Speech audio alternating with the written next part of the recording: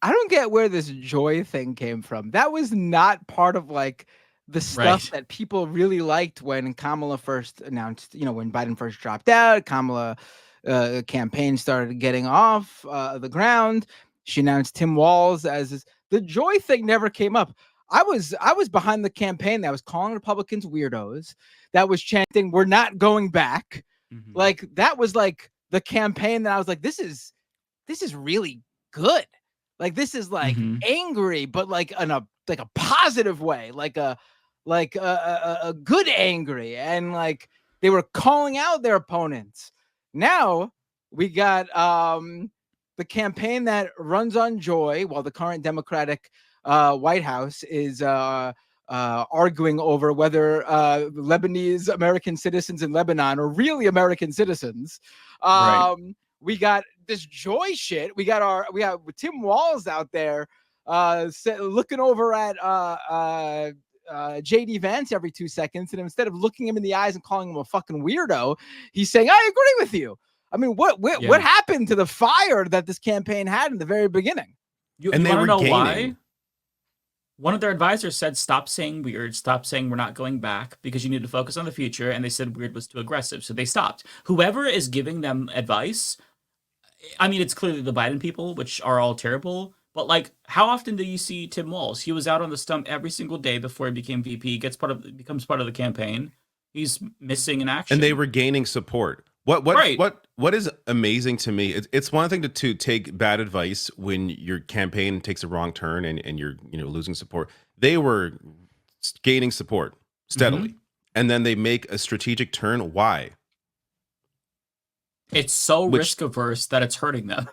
Yeah, the campaign really has. I mean, should we get to Liz Cheney? The campaign really has just like the fact that you wouldn't bring on a Palestinian representative in a state who supports you, and her speech was very, I don't want to say like,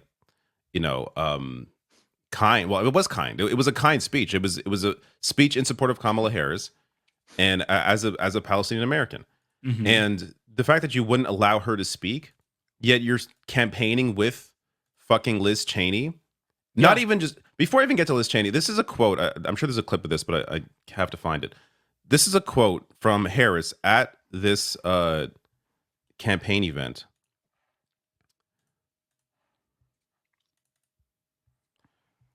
Kamala Harris to Liz Cheney. "I also want to thank your father, Vice President Dick Cheney, for his support and what he has done to serve our country." Fuck me. What the fuck are you talking? This is comical. It's so insane. I can't. No one likes Dick Cheney. Republicans don't like. Who is this for? What is this? Who was the audience here? Joe Bolton. Scarborough? Like, literally, who John was the Bolton. fucking audience? John Bolton was asked about this. He said that he was going to write in Dick Cheney, and an anchor asked him, "Well, are you still going to write in Dick Cheney because Dick Cheney endorsed Kamala?" And I don't know what his response was. I just saw the headline, but it's literally for the only Dick Cheney supporter in the country, John Bolton, who's also a fellow war criminal. Who's saying he's not supporting Harris, which they should campaign on. The fact that Bolton's not supporting you is a positive for your campaign. Here you are. Here's a fucking dipshit.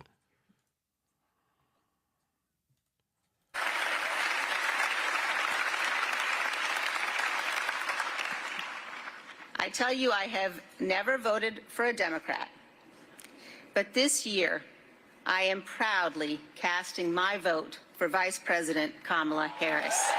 She voted for Trump twice. Twice. She voted for Trump in 2020. When we knew he was going to try to do this shit.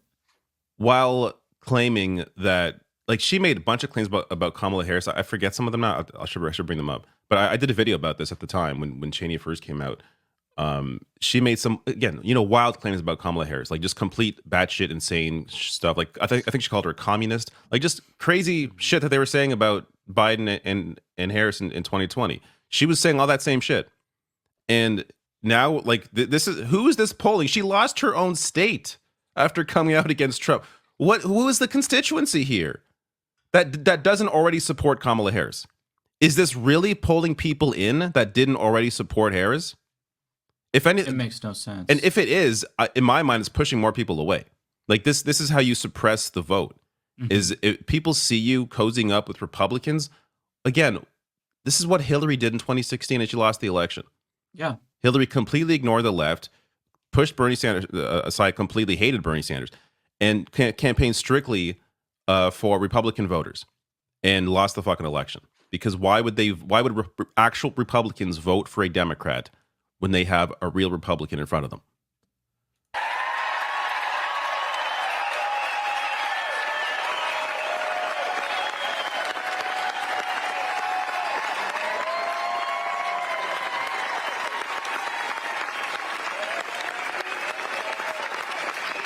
Oh my God, how long is this fucking applause?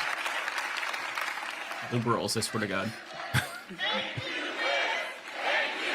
Oh my God. Liberals. So embarrassing. Oh my fucking God. And again, these are people that would have voted for Kamala Harris already. This is not like, oh, now they're on board because Liz Cheney's here. No, they're happy that she's now part of the club, as they already are. The point of this campaign should be to try to reach out to people who don't normally feel it necessary to vote at all. Like, Democrats win when turnout is high. You are not going to get high turnout by appealing to people who already support you. This is it's an insane campaign. I still think they're the favorite to win because Trump is so fucking insane. But this is not helping turnout. Yeah, as Sam Cedar put it, I was listening to a Majority Report, I think Thursday episode or Wednesday episode, and Sam said it's not a persuasion election, it's a mobilization election. You're not going to win by persuading people to vote for you. You have to get your base excited. And the fact that young people aren't as excited, that's a failure. The fact that individuals like Ruel Roman, who is the Georgia state lawmaker, who's saying it's hard to mobilize people when young people care about the genocide, when Arab Americans care about the genocide. The choices that they're making are beyond reason to me. And what really pisses me off is that Kamala Harris can hold this joint rally with Liz Cheney, but do you want to know what rally they're not holding or what meeting she's not having? She's not having a meeting with the founders of the Uncommitted Movement. Before that rally where she met with them, they said, yeah, we were really encouraged because she sounded open to a meeting with us. She never had that meeting with them. It's not like, she has to even make a policy commitment. All she has to do is meet with them and listen. It could be a fucking Zoom call. She snubbed them. And the only other time she offered them a meeting was when they were saying, we want a speaking spot at the DNC. We want Ruel Roman to speak. And the campaign responded pretty quickly and they said, we can't do that. But what about a meeting instead? That was the only time when you already signaled that you would have given the meeting. And the meeting wasn't even with Kamala Harris. The meeting they offered was with campaign staffers, where she wouldn't be in the room. Which is insulting. That's what Biden has been doing with Palestinian leaders and Arab leaders in Michigan. And it's insulting. It's a slap in the fucking face. So I don't know what they're doing. I don't know why Tim Walz all of a sudden seemed so rehearsed and overcoached at the debate. But the fact that J.D. Vance now is nearly likable, he's at -3 when he was at -22. That's a failure on Tim Walz. Yeah, no, that is a failure. So in retrospect, I think that actually J.D. Vance won the debate. My initial reaction was that I thought that Tim Walz won just because of policy, but Vance clearly put on a better show, and people no longer think he's weird. This was his coming out moment. He's doing great now. So good job, Democrats. Walz got higher favorables off the debate by just a few points, but the fact that J.D. Vance was able to sort of wash the campaign and make Trump seem normal, but just because he was there, because he's the VP choice, is a loss. Is a net loss for the Harris campaign. I want to since you brought up Palestinians, it's worth mentioning this. This is new polling out from the Arab American Institute showing that Donald Trump has a 1% advantage with Arab American voters now over Kamala Harris. And this is apparently the first time they've seen this.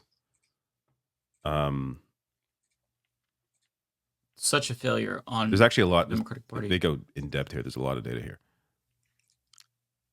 But Here, yeah, enthusiasm is a lot lower than normal. American voter turnout has consistently been in the 80% range. This year, only 63% say they are enthusiastic about voting in the election. Only 67% of Democrats are enthusiastic about voting compared to 80% of Republicans.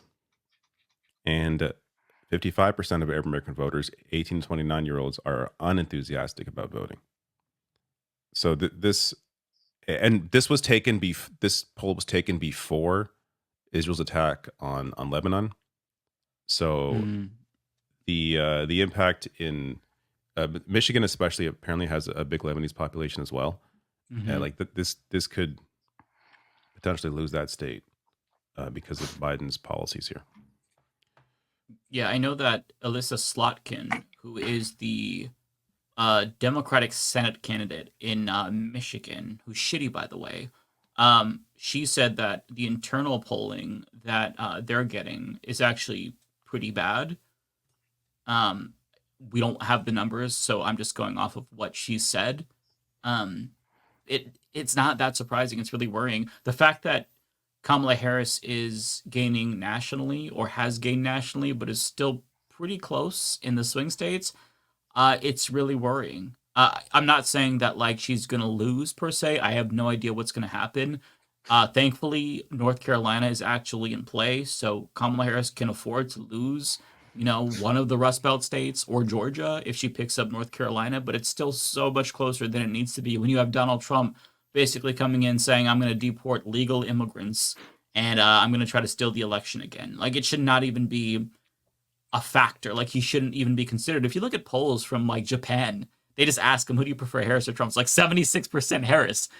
Same with Canada. I think we have the same. It was similar, right? Even though right now the conservatives here are fucking leading, and there's not much of a difference really between Pierre Poilievre and Donald Trump. But people, it's just like it's almost like the outsider perspective is more clear-headed as opposed to people that are living within the country. I don't know. Yeah. I guess you're bombarded with propaganda all the time. It changes opinions. But that's true. That's a great point. It's weird to me how there can be a conservative here who's like, oh, yeah, I fucking hate Trump. Oh, but I love Pierre Poilievre. Like, who are you? Do you understand anything?